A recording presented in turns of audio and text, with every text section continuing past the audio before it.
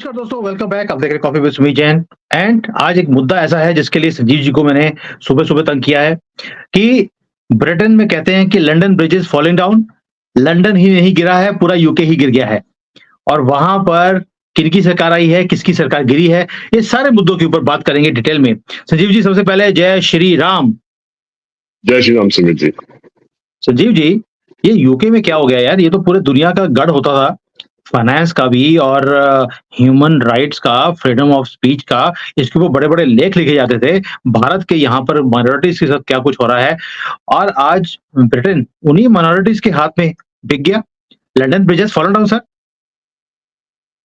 तो ब्रिटेन आज अपनी ही पॉलिसीज के बोझ के नीचे दब गया है और उनकी पॉलिसी इस तरीके की रही कि भैया जो दूसरी दुनिया का जो गलत इंसान था या जिसने थर्ड वर्ल्ड कंट्रीज में बेसिकली गलत काम करा था, उसने इनको उन लोगों को पनाह दी।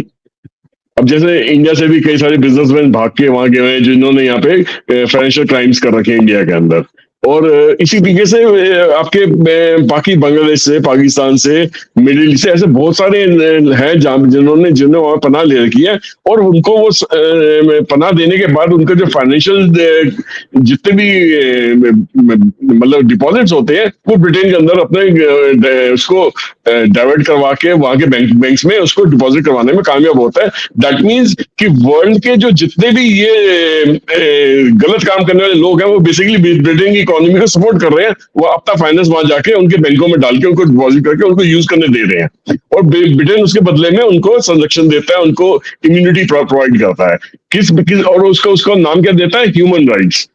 ठीक है ना, कि आपने अपनी कंट्री में इनकी पड़तालना करी है तो मैं अपनी कंट्री में लाके इनको बचा रहा हूँ, इनको एक इज्जत की जिंदगी देने की कोशिश कर रहा हूँ, जबकि उसका मकसद सिर्फ उनका जो एसेट्स थे, जो उनके फंड्स थे, उसको यूटिलाइज करने का है। भाई अब वो गुलामी का जमाना तो रहा नहीं है, तो किसी देश में कब्जा करके उसको कॉलोनाइज करके उसके सारे रिसोर्सेज को यूज करना। अब उन्होंने क्या करा कि अपने देश में इन लोगों को बुला के इनको गुलाम बना के इनके सारे फंड्स को यूटिलाइज करा, तो एक अलग तरीके का। मगर ये चीज शायद इन पे बैकफायर कर गई है, क्योंकि जिस स्टेज पे इसको जब इसका कहते हैं ना शेल्फ लाइफ हर चीज की खत्म हो जाती है, इन्होंने उस शेल्फ लाइफ को ओवर यूज कर लिया सुमीत जी। और इनके जितने भी मिनिस्टर्स थे, जितनी भी गवर्नमेंट समय समय पे आती रही है, जितने भी प्राइम मिनिस्टर्स आते रहे हैं, उन्होंने इस मुद्दे को मतलब छोड़ा नहीं, क्योंकि उनकी भी शायद फंड रेजिंग इसी जरिए से होती थी। उनके अभी इलेक्शन की फंड रेजिंग, उनके अपने जो काम निकलते थे वो भी इस जरिए से होते थे। और उन्होंने कहीं ना कहीं पे इसको अपने सिस्टम के अंदर मिसयूज करके अपना ही नुकसान करा सुमित जी। सर, मुझे लगता है कि जो जो उन्होंने नुकसान किया अपना, वो तो दिखता है। लेकिन आपको नहीं लगता कि वहाँ पर एक तो हिंदू सरकार थी, वहाँ पर भी वही हाल था जो मोदी जी के साथ है। भारत में भी हिंदू सरकार है, यूके में भी एक तरह से हिंदू सरकार थी क्योंकि प्रधानमंत्री हिंदू था। उसके चक्कर में भी मुसलमान हिंदू राज में कहीं काम कर ले, हो ही नहीं सकता। सारे वहाँ पर भी पोलराइजेशन हुई इलेक्शंस के अंदर, सारे मुसलमान बाहर आए, वहाँ भी गोरा बाहर नहीं आया। और वही हुआ जो होने का डर था कि वहां पे मुसलमानों ने अपनी सरकार बना ली। अब तो सर भगड़े डाले जाएंगे, भारत को और खींचा जाएगा पूरी दुनिया में कि देखो जी मुसलमान के साथ कितना बुरा हो रहा है। इनको तो नमाज सड़कों के ऊपर, क्योंकि मस्जिद के अंदर खाली पड़ी होगी, लेकिन सड़कों पे ही इन्होंने डड्डू पोस्ट बनाना होता है 5 बार। तो उसके लिए बोला जाएगा देखिए इनको नमाज नहीं पढ़ने दी जा रही, फ्रीडम नहीं है अपनी रिलीजन को फॉलो करने के लिए। अब तो ये सब कुछ होने वाला है वहां पर। और यूके के अंदर भी क्या हाल होने वाला है उनकी लड़कियों के साथ, आपके सामने है। सुमीत जी, जो पैरामीटर्स ब्रिटेन ने पूरी दुनिया के लिए सेट कर रहे थे कि ये सही है गलत है, और वही पैरामीटर्स उसको बुरी तरीके से उनकी कंट्री के अंदर तोड़े जाएंगे और सारे रूल्स एंड रेगुलेशन को तोड़ा जाएगा। अब देखिए, ऋषि सुनक जी उनके प्राइम मिनिस्टर बने, एक पॉपुलर प्राइम मिनिस्टर थे, मगर उसके बावजूद भी वो नहीं जीत पाए। अब शायद ऋषि सुनक जी ने एक प्रैक्टिसिंग हिंदू का खुल के प्रचार करा कि मैं एक प्रैक्टिसिंग हिंदू हूँ, तो मैं मंदिर में भी जाता हूँ, गाय की सेवा भी करता हूँ, और उन्होंने उस चीज में कोई शर्म नहीं खाई कि भैया मैं अगर प्रैक्टिसिंग हिंदू हूँ तो क्या हो गया। तो but I am peace loving Hindu और आई एम लिबरल हिंदू इस टाइप से। तो मैं आप लोगों की को फोर्स नहीं कर रहा कि आप मेरे रिलीजन को फॉलो करें, बट आप मुझे ये मत कीजिए कि कौन सी रिलीजन को फॉलो करो। Since I am a born Hindu, I will follow Hinduism only. तो वही चीज उनकी वाइफ ने भी करा। पर ये चीज जो डीप स्टेट है, जो कबाल है, जो आउटर दूसरी कंट्रीज के जो लोग हैं, जो दूसरी कंट्रीज में जाके वो उनके इलेक्शन प्रोसेस को बिगाड़ती हैं, सब कुछ करती हैं, वो चाहती ही नहीं है कि इस टाइप का कोई माइंडसेट यूके के अंदर पैदा हो कि लोग हिंदुइज्म को एज ए स्टेट लेवल पर फॉलो करना शुरू कर दें, जबकि उसकी पॉपुलैरिटी दिन पे दिन वहां बढ़ती जाती है और लोग धीरे धीरे उस चीज को एक्सेप्ट कर लेते हैं कि this is a peaceful religion, और इसको फॉलो करने से हम लोगों के बहुत सारे सवालों के जवाब मिल जाते हैं जो कि दूसरे रिलीजन में शायद क्रिश्चियनिटी और इस्लाम में नहीं मिल पाते हैं।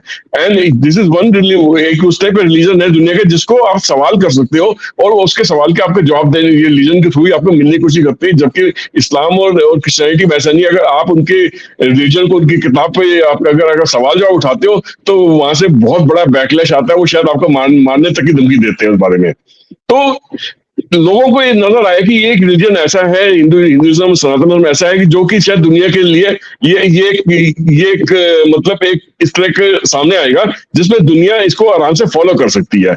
तो वो डीप स्टेट ने पूरी कोशिश करी इस बार यूके के इलेक्शन में कि इस तरह की विचारधारा शायद आगे ना बढ़ पाए, ऋषि सुनक जी और पॉपुलर ना हो पाए, तो उन्होंने अपनी पूरी जान जो है, पूरी फंडिंग जो है वो लेफ्ट विंग पार्टीज के तरफ लगा दी, जो कि वहां की लेबर पार्टी है। और जितने भी मुस्लिम संगठन है, मुस्लिम पॉपुलेशन है, उन्होंने उसको बैकिंग दी, बढ़ चढ़ के वोटिंग करी, और उसी का नतीजा ये है कि आज की डेट में ये लेफ्ट विंग सपोर्टिंग पार्टी या पार्टी जो है, जो उनकी लेबर पार्टी है, वो बढ़ चढ़ के इस इलेक्शन में मेजर मेजोरिटी के साथ जीत के सामने आई है। मगर इसका खामियाजा भी इनको भुगतना पड़ेगा, जैसे आप अभी बता रहे थे कि इससे कई विषयों का। आप सोच के देखिए कि भारत के अंदर भी यही हुआ, यूके में भी हुआ। आपको मालूम है कि ऋषि सुनक ने भी वहां पर जो उनकी होम मिनिस्टर थी सुलेवान, उसने कोशिश किया था कि जो मुसलमान हैं, जो ऐसे भर भर के वहां पे आते हैं, शरणार्थी बन जाते हैं, कॉकरोच की तरह मल्टीप्लाई होते हैं और सारा खजाना वो लूट के ले जाते हैं। आपको मालूम है जो कुछ हुआ था। उसने बोला भी था कि ये पाकिस्तानी, बांग्लादेशी यहाँ के गन डालते हैं, इनको उठा के बाहर फेंकना चाहिए। ऋषि सुनक ने उसी को बाहर फेंक दिया, सबका साथ सबका विश्वास के चक्कर में। यही गलती मोदी जी ने करी, यानी कि ऋषि सुनक और मोदी जी दोनों की सेम गलती थी और दोनों को प्राइस भरनी पड़ी। ये है कि चलो मोदी जी की गवर्नमेंट बच गई, ऋषि सुनक को हाथ धोने पड़े अपनी सत्ता से। क्या लगता नहीं है कि दोनों ने सेम गलती करी? सबका साथ सबका विश्वास। सुलेवान बिल्कुल सही कर रही थी, वो उसको साइलेंट कर दिया। बिल्कुल ठीक कह रहे हैं। शायद ऋषि सुनक ने कई सारी चीजें मोदी जी से ही सीखी, और उनको ये पूरा यकीन था कि अगर मोदी जी इस तरीके से कामयाब हो, 10 साल रहे हैं, दो बारी चुन के आए हैं, तो तीसरी बारी भी आसानी से चुन के आ जाएंगे, उनको किसी भी तरीके का कोई तकलीफ नहीं होगी। बट शायद कहीं ना कहीं पे वो इस चीज को नहीं समझ पाएगी, जो ऑपोजिशन है या जो मुस्लिम विंग पार्टीज हैं या सपोर्टर्स हैं या जो जितने कम्युनिस्ट विचारधारा के लोग हैं, वो बाहर की ताकतों के साथ मिलकर कितना बड़ा खेल खेलने वाले हैं, और उसके अंदर लोगों के दिमाग को किस तरीके से वो इन्फ्लुएंस करेंगे, बरगलाएंगे, ब्रेन वॉश करेंगे, ताकि वो इनको किसी भी तरीके से वोट न दे, वो ऑपोजिशन पार्टी को वोट दे।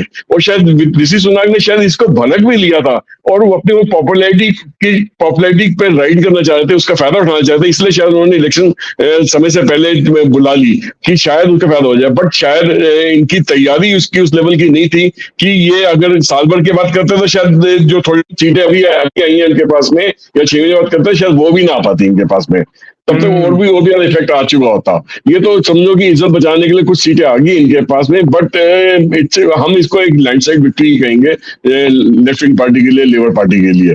मगर एक चीज देखिए सुमित जी की ये जो भारी ताकतें हैं, जो इनका कमाल है, जो इनकी डीप स्टेट है, वो किस लेवल पे जाके काम करती है, उनकी प्लानिंग क्या है। और अभी तक मतलब एक इतनी ज्यादा एडवांस कंट्री जैसी जिनकी जो खुफिया तंत्र कहते हैं या इंटरनल उनके काम करने के तरीके इतने स्ट्रांग है, इंस्टीट्यूशंस इतने स्ट्रांग है, वो भी इस चीज को हरा नहीं पाई, और ये इनको सामने घुटने मतलब झुकाने पड़े, अपने सर झुकाना पड़ा, अपनी हार को मानना पड़ा उनके सामने।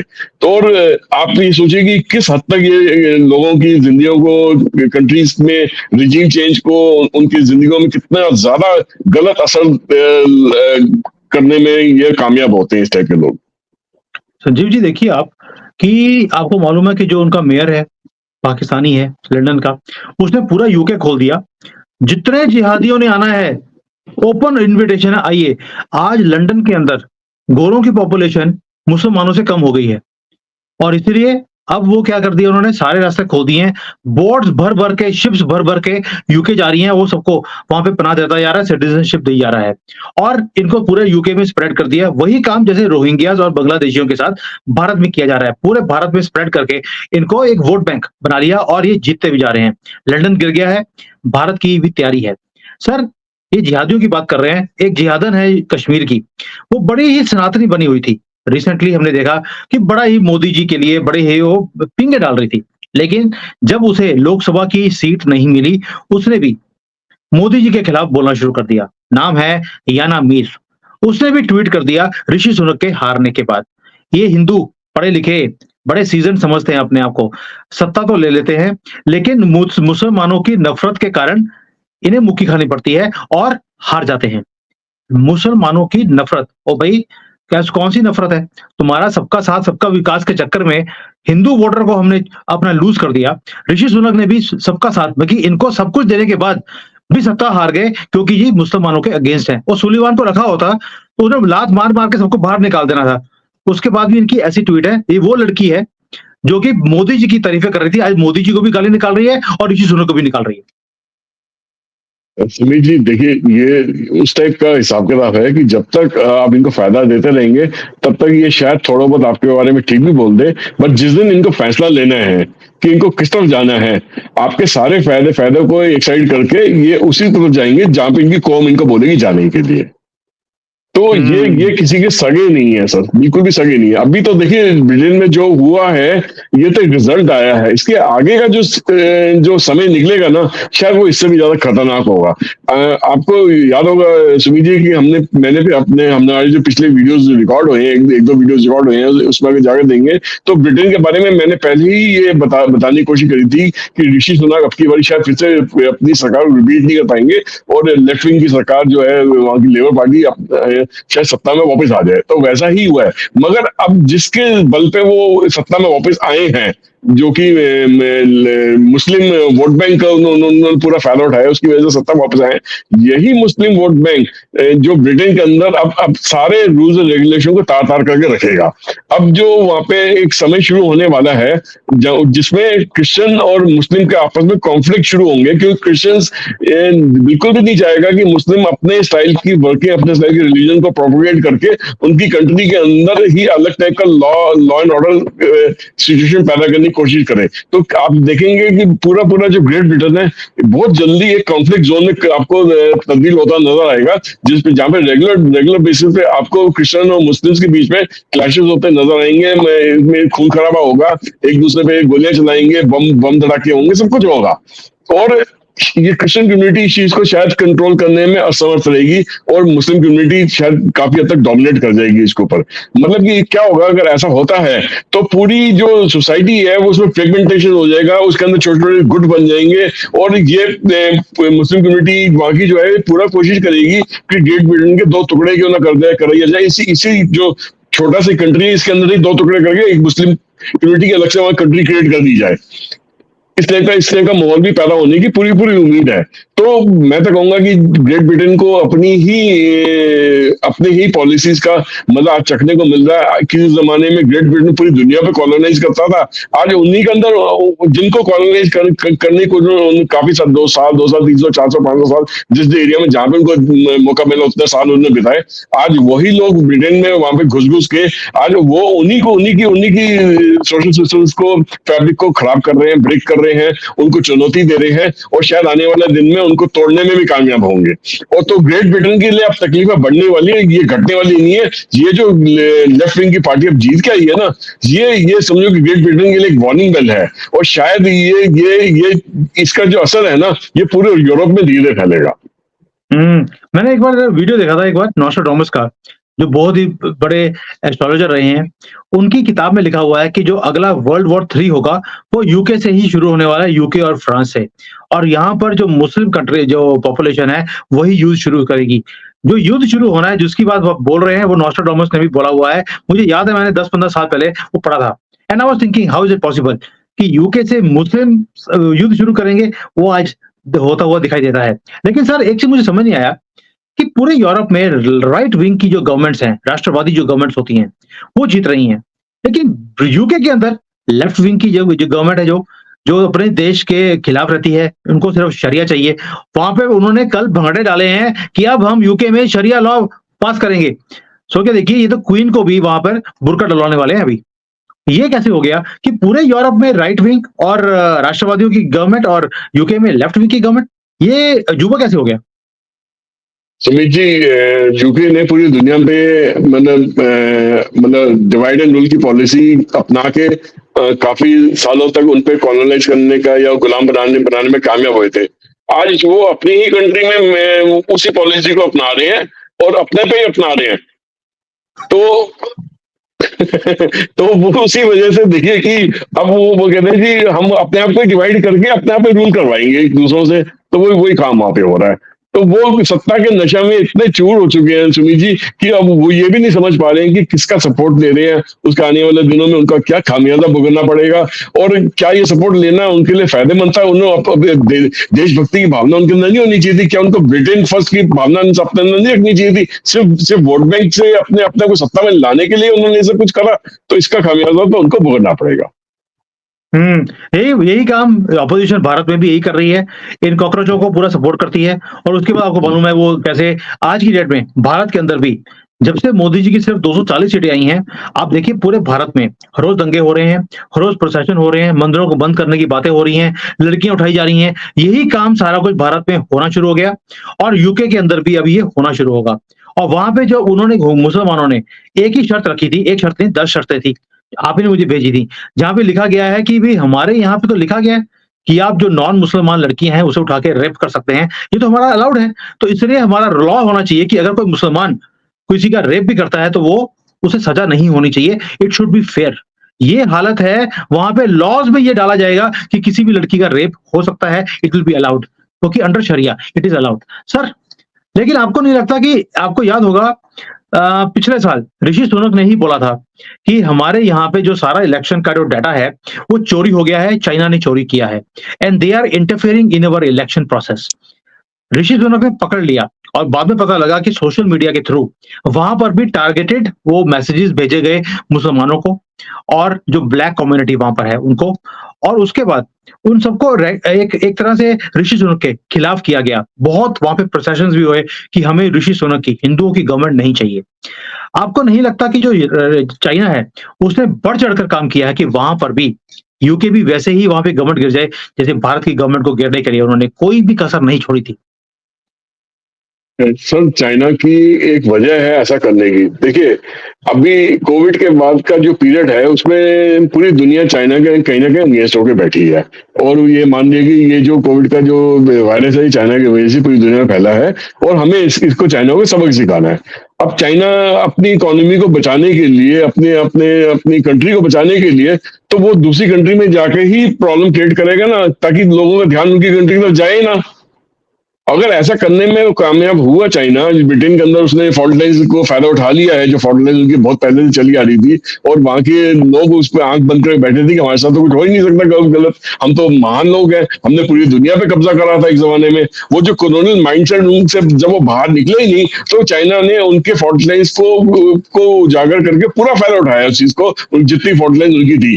तो अगर चाइना ने ऐसा करने में कामयाब हुआ तो ये चाइना की शाबाशी है ना, ब्रिटेन की शाबाशी थोड़ी है। अब ब्रिटेन अपने आप को अपनी कंट्री के अंदर ही अपनी अपनी समस्या को संभालने में उलझ जाएगा, वो चाइना की तरफ ध्यान ही नहीं दे पाएगा। चाइना यही चाहता है। सही बात है, बिल्कुल सही कहा आपने कि चाइना यही चाहता है। लेकिन सर साथ में रशिया भी है। आपको मालूम है कि रशिया को भी आंखें दिखाई थी यूके ने और ऋषि सुनक ने भी बड़ी बोला था कि हम रशिया के ऊपर अटैक कर देंगे, हम हथियार भेजेंगे, हम ये करेंगे वो करेंगे। आपको लगता नहीं है रशिया भी बड़ा खुश हुआ होगा कि आ गया ऊंट पहाड़ के थल्ले और ये अब एक बार गवर्नमेंट गिरी है, मुसलमान दोबारा से वहां पर राइट विंग की गवर्नमेंट तो आने नहीं देंगे, ये तो पक्की बात है।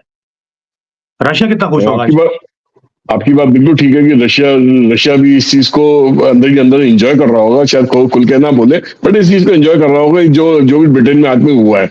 और अब आने वाले दिनों में वो इस आग के अंदर और घी डालने में का भी काम करेगा रशिया, क्योंकि कहीं ना कहीं पे जो उनकी जो ऑयल पाइपलाइन थी जिसको नॉर्थ स्ट्रीम ऑयल पाइपलाइन कहते हैं, जो कि इंग्लिश चैनल के थ्रू गुजर के जाती थी फ्रांस और जर्मनी के लिए, उसमें कहीं ना कहीं अमेरिका के साथ मिलकर ब्रिटेन का भी हाथ है उसको उसको उसको उड़ाने के लिए, उसको पाइपलाइन को डिस्ट्रॉय करने के लिए। तो रशिया उस चीज को भूला नहीं है, अपने समय के लिए उसने वक्त के लिए इंतजार करा है।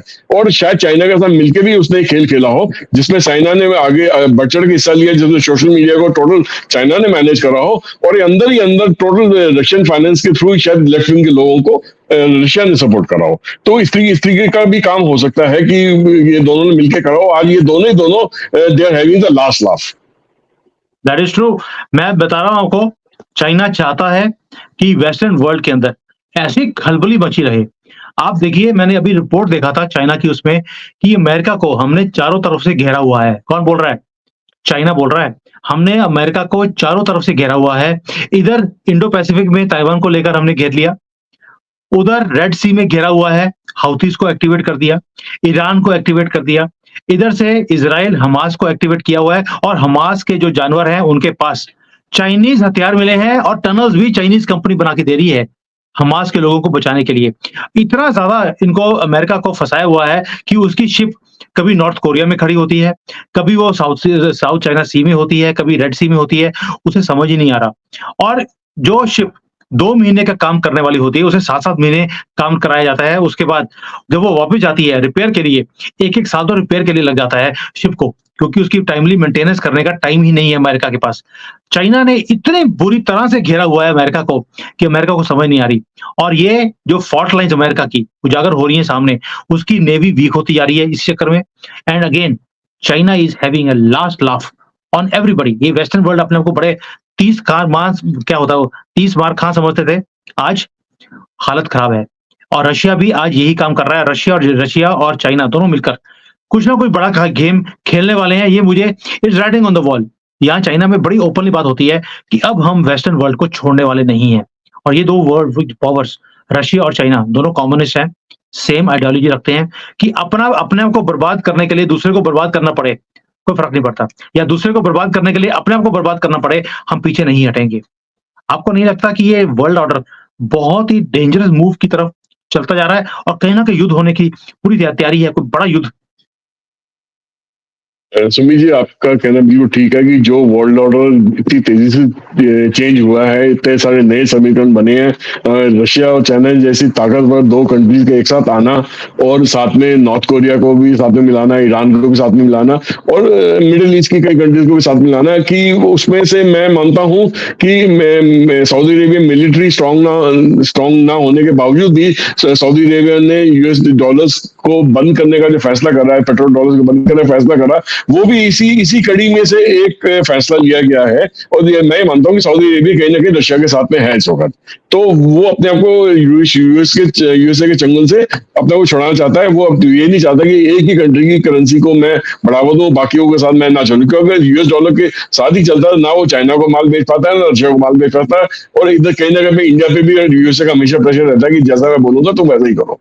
तो अभी तक इंडिया उस प्रेशर में नहीं आई है, मगर इंडिया ने भी देखते हैं कि नहीं जी, हमने इस किसी की तरफ अभी झुकना नहीं है, फिलहाल अपनी इंडिपेंडेंट पॉलिसी लेके चलो। तो वो रशिया से भी बना के रखा हुआ, अंदर ही अंदर उसने चाइना से भी मिला के रखा हुआ है। ठीक है, बॉर्डर कॉन्फ्लिक्ट है, वो एक डिस्प्यूट है, मगर चाइना के साथ ट्रेड करने में वो पीछे नहीं हट रहा। तो एक हिसाब से तो वो एक बैलेंस बना के चल रहा है। मगर यूएसए शायद किसी टाइप के बैलेंस में बिलीव नहीं करती। वो कहती है माई वे और हाईवे, मतलब वो कहते हैं मेरे तरीके से चलो, नहीं तो मैं तुम्हें बर्बाद कर दूंगा। तो अब यूएसए को के लिए ऑलरेडी इन सबने मिलके जो रशिया, ईरान और चाइना ने मिलके ऑलरेडी इतने सारे फ्रंट्स खोल दिए हैं, कहने के अंदर ही अंदर टर्की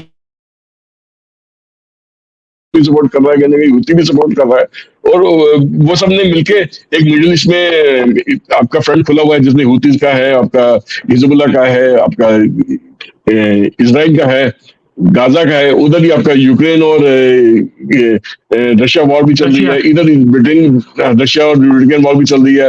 तो साउथ चाइना सी के अंदर ये चाइना आराम से कह रही है कि मैं जब चाहूँ मैं ताइवान को अपने अंडर में ले सकता हूँ, और उसके ऊपर कहीं ना रोज दिन कुछ ना कुछ वहां हरकत करता रहता है, अपने फाइटर प्लेन्स को चाइना ताइवान के ऊपर चक्कर लगवा के ले आएगा। इधर उधर पुतिन ने जाके नॉर्थ कोरिया को विजिट कर लिया, उसके साथ उन्होंने कुछ कॉन्ट्रैक्ट कर लिए, सब कुछ कर लिया।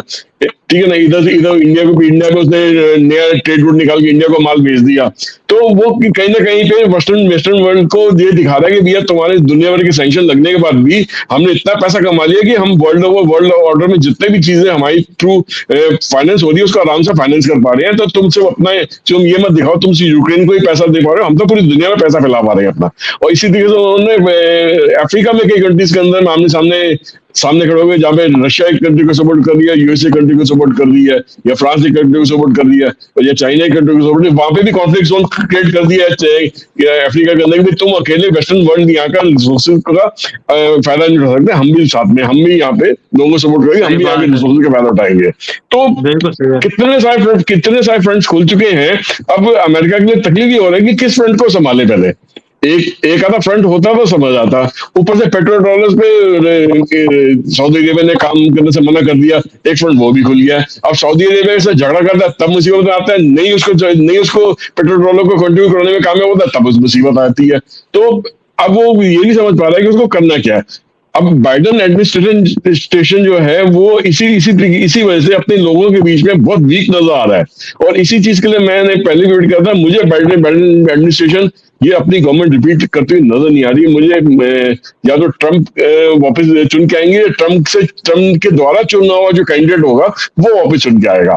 दैट मीन्स वहां पे भी रिजीम चेंज होनी है। और अब की बारी जब यूएसए में इलेक्शन होगी, जब यूएसए ने अपने डीप स्टेट के थ्रू या पूरे दुनिया के जो अपने रिसोर्सेज है कवाल के थ्रू दूसरे कंट्रीज की इलेक्शन का इंटरफेयर करा, तो यूएसए के अंदर ये लोग इंटरफेयर नहीं करेंगे, ये भी बढ़ चढ़ के इंटरफेयर करेंगे। दे विल मेक श्योर कि this person Biden doesn't come to power any मोर।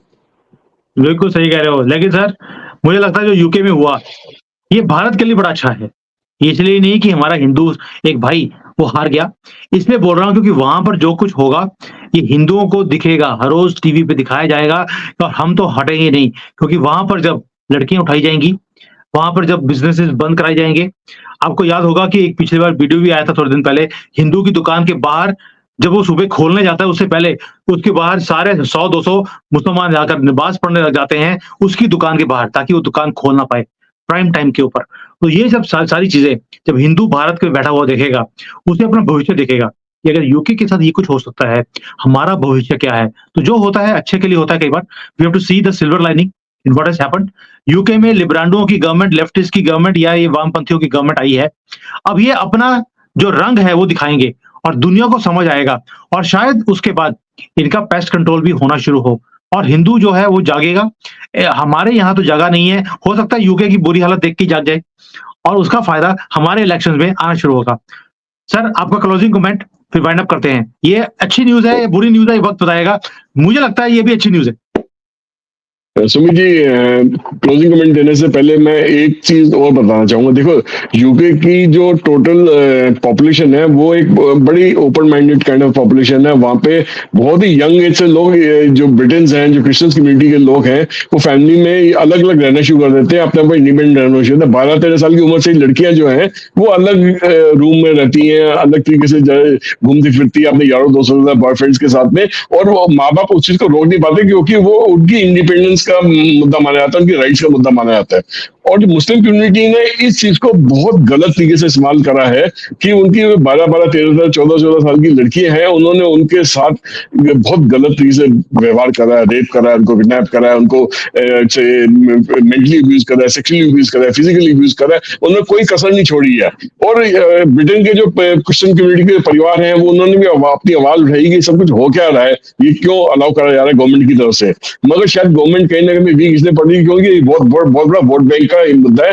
और अब तो दूसरी तरफ क्या है कि क्रिश्चियन मुस्लिम कम्युनिटी के कई सारे लॉयर्स जो हैं वो अब वहाँ पे बड़ी पोजीशन पे बैठे हैं, जजेस की पोजीशन पे भी बैठे हैं, बड़े बड़े लॉयर्स बन गए, इतने सालों से वहाँ बसे हुए हैं।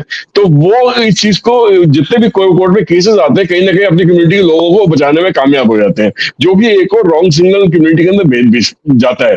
अब जो ये गलत हरकतें वहाँ की महिला कम्युनिटी के साथ, औरतों के साथ हो रही है क्रिश्चियन कम्युनिटी की, तो ये अब जो सिलसिला ये रुकने वाला नहीं है, और भी ज्यादा बढ़ चढ़ के होगा। और ये एक विषय, ऐसा विषय बनेगा जिससे कॉन्फ्लिक्ट तो होना ही होना है दोनों कम्युनिटीज के बीच में।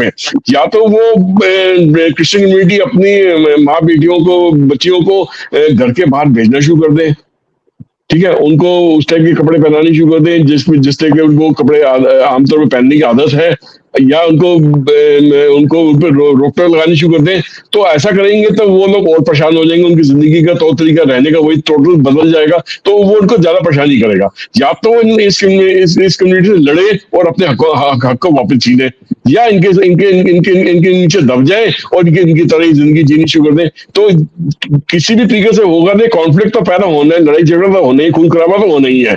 और ये चीज शायद जब दुनिया में, क्या ब्रिटेन इस न्यूज को पूरी दुनिया में जाने से रोक पाएगा? मुझे नहीं लगता रोक पाएगा। कितने दिन तक इसको कैमोफ्लेज करेगा, कितने इस दिन इस पे लीपालोपी करेगा, नहीं जी ये ह्यूमन राइट्स का केस है, ये वैसा केस है, हम ऐसा कर रहे हैं वैसा कर रहे हैं, ज्यादा दिन ये नहीं दिखा पाएगा। अल्टीमेटली उसका असलियत दिखानी पड़ेगी दुनिया को कि भाई हमारे यहाँ पे ये गलत काम हो रहा है। और शायद तब जाके शायद हिंदुस्तान में जो हिंदू कम्युनिटी है उनकी भी आंखें खुलेगी, देखो जी ये कितना कुछ गलत हो रहा है। हम लोगों ने अब की बारी मोदी जी को बढ़ चढ़ के वोट नहीं दी, जिसकी वजह से उनकी कुछ सीटें कम आई है। शायद अगली बारी हम बाहर निकल के इनको और बढ़ चढ़ के सपोर्ट करेंगे, ताकि इस टाइप की जो विचारधारा के लोग हैं, लेफ्टिस्ट लोग हैं, या मुस्लिम कम्युनिटी के सपोर्ट की वजह से जो आते हैं, वो जीत ना पाए इस कंट्री के अंदर भी। बिल्कुल ठीक बात है, यही होगा। और मेरी कल एक बात हो रही थी आरिफ जाकिया जी के साथ कि भैया ये यूके में क्या करवा दिया आपने? कहते यहाँ पे तो जश्न है मुसलमानों की तरफ से, अब गली-गली में मस्जिद खुलेगी, गली-गली में मदरसे खुलेंगे, अब हम गोरों को अपने ही कंट्री से धक्के मार के बाहर निकालेंगे और इन्हें बुर्का डलवाएंगे।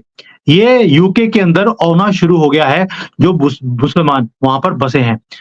अभी तो उनकी पॉपुलेशन 25-30% है, तो ये हालत है किसी-किसी सिटीज़ में।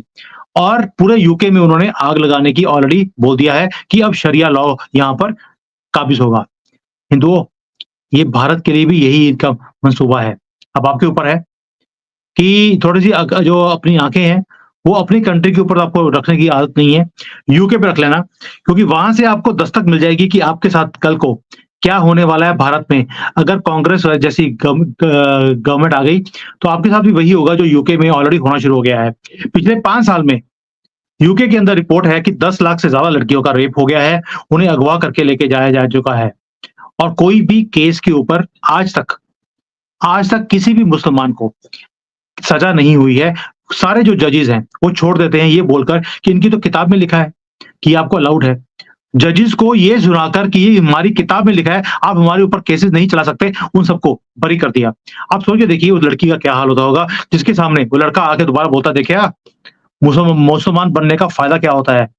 ये हालत है इनकी। तो हिंदुओं, आपके साथ क्या होने वाला है यूके देख लेना, आपको समझ आएगी। सर, आपने बड़ा ही अच्छी तरीके से आज यूके को कवर किया है। ये बड़ा इम्पोर्टेंट टॉपिक था कि यूके में जो हुआ है, ये कहीं न कहीं पूरे दुनिया की जो जियोपॉलिटिक्स है, इसे चेंज करने वाला है और सारी दुनिया को इफ़ेक्ट भी करेगा, because financial market of the world है यूके। आपको मालूम है इस चीज़ का। और देखते हैं आगे-आगे क्या होगा, पूरी नज़र रखेंगे इसके ऊपर। और जो वहाँ पे हरकतें होंगी, ये हिंदुओं को जगाने के लिए we will keep on covering those things also, ताकि कहीं न कहीं जाकर हिंदू कहीं तो जागेगा। देखते हैं, वक़्त बताएगा। Thank you sir. Sumit ji, जय हिंद। एक लाइन और बोलनी है मुझे कि ग्रेट ब्रिटेन के बारे में ये बोला जाता था कि ये वैसा देश है जहाँ पे सूरज कभी ढलता नहीं। शायद उसका ढलने का वक्त आ गया यहाँ पर। बिल्कुल, क्लोजिंग कमेंट जबरदस्त है। द सन जो London Bridge has fallen down and the sun never stops rising in UK. It has now gone down forever. ये दोबारा से नहीं उठ सकेगा। बिल्कुल सही कह रहे हो। Thank you sir. जय हिंद, जय श्री राम। जय श्री राम।